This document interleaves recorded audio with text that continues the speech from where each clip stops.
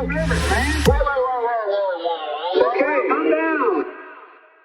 Talk about the profits that are being made right now as people claim that they can't afford to pay writers. Well, it's interesting because they always say, oh, we're under a squeeze, we're doing layoffs. And the companies have averaged between 28 and $30 billion in profit, not revenue, profit, every year for the last 5 years.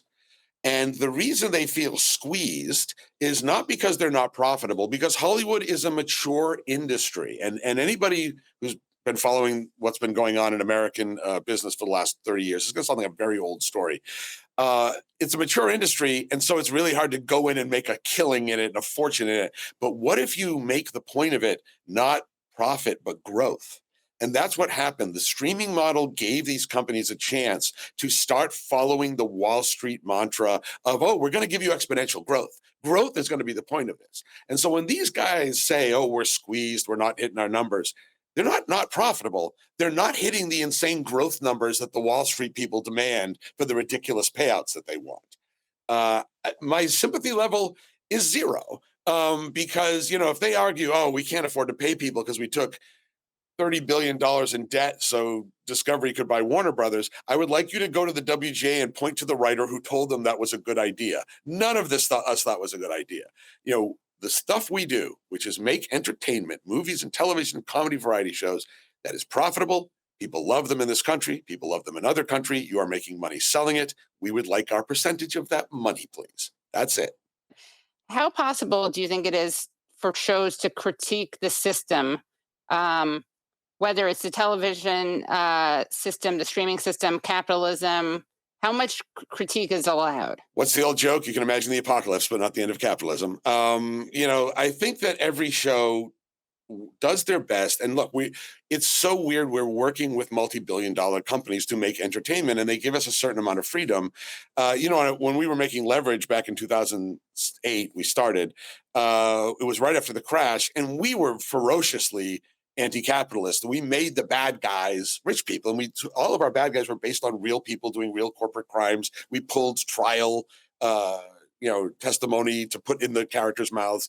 And much credit to Michael Wright at the time, who was the president of TNT, because he got a phone call from Atlanta where the bosses were about every 3 or 4 weeks, where someone would be on the phone angrily shouting like, is this socialism on my channel? And Michael would be, no, it's a con and heist show. It's fine. But look at the irony, and there's no way around it. When Leverage came back, we were on Amazon's Freevee, and so we are working within a system that we are working with the people we are critiquing, but at the same time, we got no notes about our plot lines. And so is that because they're giving us artistic freedom or they consider us harmless? I don't know. But I think that's the challenge that everyone faces, is we are stealing and borrowing power. And then how you use it is up to the individual moral fortitude of the show creators and writers and performers on that show. And Leverage is great and has a very righteous framing. I don't want to give it away, but it's it's Robin Hood thieves. We steal from the rich and we make them miserable, because that's the bonus. We also make them miserable and we give them right. But look at Severance, which is absolutely a late stage capitalist commentary. You could not get more specific about it. It's made at Apple. And Severance was just shut down because of our labor action. They actually suspended filming. And so there's enormous levels of text you could pick apart there. A labor action against the company that's making it, stopping the company from making a show about people trapped for that company. But it's what makes culture interesting. Yeah. I didn't realize until I was having dinner with a friend who works in this industry as an actor, but she was telling me that some shows are already created and shot and they're just not released because it's not worth it financially. What has happened, and this is a very new thing, because of some of the buyouts and the mergers, some of these companies found themselves loaded up with debt. It's classic hedge fund equity crap that we've seen happen to, it started in manufacturing, moved to retail, and now it's in the information economy. And they just needed something to write down their expenses so they could go back to Wall Street and go, look, we shaved our expenses. Reward us, give us, justify our bonuses to the board. And one of the ways they realize that is like, wow, we've got a whole movie sitting over here that got made. If we just never release it, we get to write off that whole $90 million. Done. And that's years of people's lives and work. And they just went, well, it's a better tax write-off.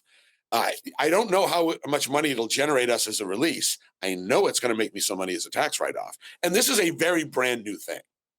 That's awful. It's awful. I mean, this is what's fascinating is this is the same sort of late stage capitalism, vulture capitalism that has lived in manufacturing and retail, moving into the information economy. And I think kind of very amusing for some of us who've been doing this for a long time, kind of shocking a lot of the petite bourgeoisie who are in Hollywood, like, wait, but my face, the leopards, no. I mean, that's very much where a lot of people in Hollywood are right now. Even the execs of these companies are terrified because they realize for the first time, our bosses realize they're expendable to their bosses. You had mentioned before we started streaming that there were some creative protests, and you guys were managing to make people's lives miserable. Can you talk about that?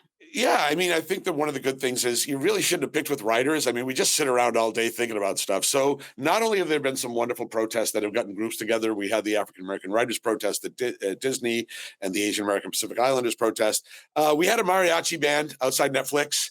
And I have a friend who's an executive at Netflix, and I talked to them, and they said, "Yeah, that was great. Our life was hell for that day." I'm like, "Well, that was the point."